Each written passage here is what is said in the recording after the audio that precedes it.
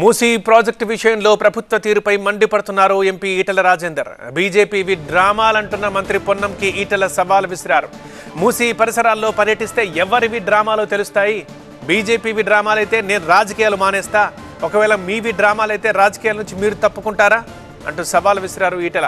Congress BRS పార్టీల ధోరణి ఒకటే అంటున్నారు ఆయన. లక్షలు పోసి కట్టుకున్న ఇల్లు కూలగొడతామంటే ఊరుకోం, ఎన్ని బుల్డోజర్లు వచ్చినా అడ్డుకొని తీరుతామంటున్నారు ఎంపీ. చైతన్యపురిలోని ఫణిగిరి కాలనీలో ఎంపీ ఈటెల రాజేందర్ పర్యటిస్తున్నారు. మూసీ బాధితులతో ఈటెల మాట్లాడారు. ఈ సందర్భంగా ప్రభుత్వాన్ని హెచ్చరించారు. ఈటెల ఇంకా ఏమన్నారు దీనిపై మా కరెస్పాండెంట్ జ్యోతి ఫుల్ డీటెయిల్స్ అందిస్తారు. జ్యోతి. బీజేపీ మూసీ నిద్రలో భాగంగా ఈటెల రాజేందర్ ఫణీనగర్లో ఉన్నటువంటి కాలనీ వాసులతో మాట్లాడుతూ ఉన్నారు. కాలనీ వాసులు కూడా తమకున్నటువంటి సమస్యలు ఈటెల రాజేందర్ వద్దకు తీసుకొని వచ్చి చెప్తున్నటువంటి పరిస్థితి. చెప్పండి ఈటెల గారు, ఒకవైపు పొన్నం ప్రభాకర్ దుష్ప్రచారం చేస్తూ ఉన్నారని చెప్పేసి ఒకవైపు చెప్పడంతో పాటు BJP at the same time Congress ఈ రెండూ కూడా డ్రామాలు ఆడుతున్నాయంటూ కూడా స్థానిక ఎమ్మెల్యే ఆరోపిస్తూ ఉన్నారు. దీని గురించి ఏం చెప్తారు?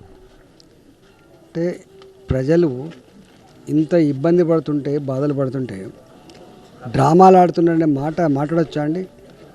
నేను పక్క పెట్టి ప్రతి ఇంట్లో మీరు ఇక్కడ నేను కూర్చొని టిఫిన్ చేస్తున్న ప్రతి ఇంటి మీద ఏం రాసుకున్నారు? మేము కోర్టుకు పోయి స్టే తెచ్చుకున్నాం, మీరెవ్వరు కూడా మా ఇంటిని తాకద్దనేటువంటి మొత్తం ఇక్కడ వేసుకున్నారు.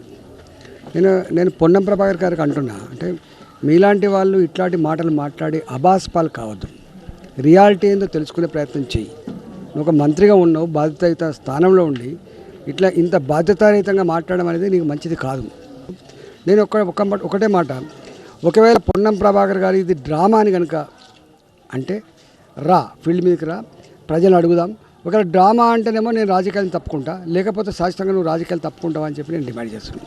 మేమేమంటున్నామంటే, ఒకవేళ నువ్వు నిజంగానే మూసి ప్రక్షాళన చేయదలుచుకుంటే నేను అనేక రకాల సూచనలు చేసిన ఆ సూచనలు కనుక పాటిస్తే, లేదా నిష్ణాతులైన వాళ్ళతో రౌండ్ టేబుల్ కాన్ఫరెన్స్ పెట్టండి, ఆల్ పార్టీ మీటింగ్ పెట్టండి, గెలిచిన ప్రజాప్రతినిధులతో వాళ్ళు కార్పొరేటర్లు కావచ్చు, ఎమ్మెల్యేలు కావచ్చు, ఎంపీలు కావచ్చు మీటింగ్ పెట్టండి తప్ప ఇవాళ బలవంతంగా మేము ఎక్కడ ఖాళీ చేస్తాను, బలవంతంగా ఖాళీ చేయబడ్డ ఇల్లు ఇక్కడ నేను ఇప్పుడు మీకు ఇంటర్వ్యూ ఇప్పిస్తాను.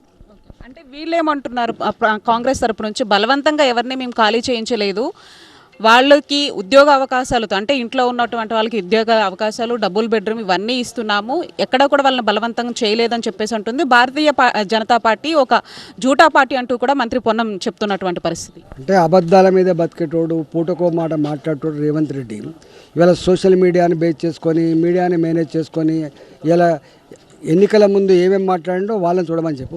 అబద్ధాలకు మారిపోయారు, మోసానికి మారిపోయారు కాంగ్రెస్ పార్టీ తప్ప భారతీయ జనతా పార్టీ నిబద్ధత కలిగిన పార్టీ, మాట ఇస్తే తప్పని పార్టీ, మాటకు కట్టుబడే పార్టీ, ఈయని హామీలు కూడా అమలు చేసి ప్రజల ప్రేమను పొందిన పార్టీ భారతీయ జనతా పార్టీ.